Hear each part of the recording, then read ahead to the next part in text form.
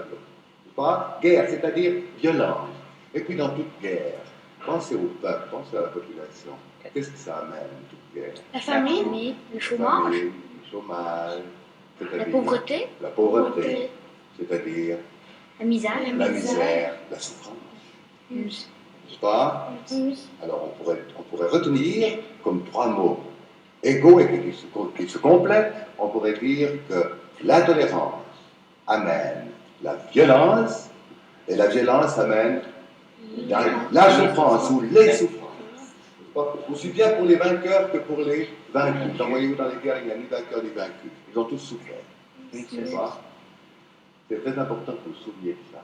Dans votre vie de tous les jours, d'hommes et de femmes et de citoyens, il faut tolérer les idées des autres.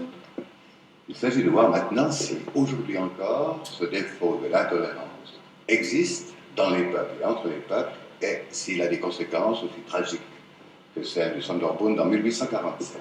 Connaissez-vous sur la surface de la Terre des endroits où l'intolérance a entraîné une guerre qui rendrait Vietnam du Nord et Vietnam du Sud. Vietnam du Nord et Vietnam du Sud. Et Dieu sait si on nous a, ces années passées, par la chaîne du bonheur, etc., parlé des victimes. Et quels sont les plus malheureux au Vietnam?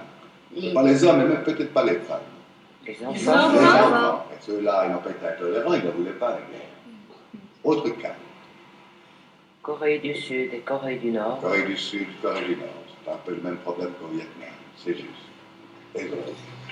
Israël contre les Arabes. Israël contre les Arabes. Là, c'est une querelle bientôt vieille comme le monde. On va approfondir un petit peu le problème noir aux États-Unis, parce que c'est un des problèmes les plus tragiques. Qui connaît des histoires ou qui a entendu parler de ce problème? Ils ont chacun leur trame. Oui. Ils ne doivent pas entrer dans les restaurants blancs. Donc les noirs. Là. Monsieur. Oui, bonne chose. Ils ont chacun leur école. Je crois qu'au moment où les blancs et les noirs auront été assis comme vous, sur les mêmes bancs d'école, eh bien, il n'y aura plus de différence entre eux. Ils auront appris à se connaître. N'est-ce pas? Et puis alors après, petit à petit, viendront se même dire les restaurants, les trams. Mais encore pour les hommes, alors, quelque chose de terrible. Le travail. Leur travail, comment ça se passe aujourd'hui dans l'emploi? Donc, prenez une usine. Vous savez qu'il y a des ingénieurs. Quelle couleur pensez-vous qu'ils sont? Blanc. Blanc. Il y a des techniciens, il y a des employés au bureau. Quelle couleur sont-ils? Blanc. Puis il y a les mécaniciens, le chauffeur à la machine, au chauffage. Quelle couleur sont-ils? Pense bien, noir. C'est pas parce qu'ils ont le charbon. Pourquoi? Parce que C'est vivre.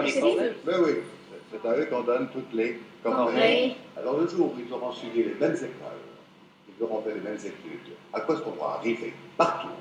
Qu'il y ait des ingénieurs blancs et des ingénieurs noirs. Donc autrement dit qu'on trouve partout qui? Et noirs et des blancs. blancs. Des noirs et des blancs. Sans aucune Différence. différence.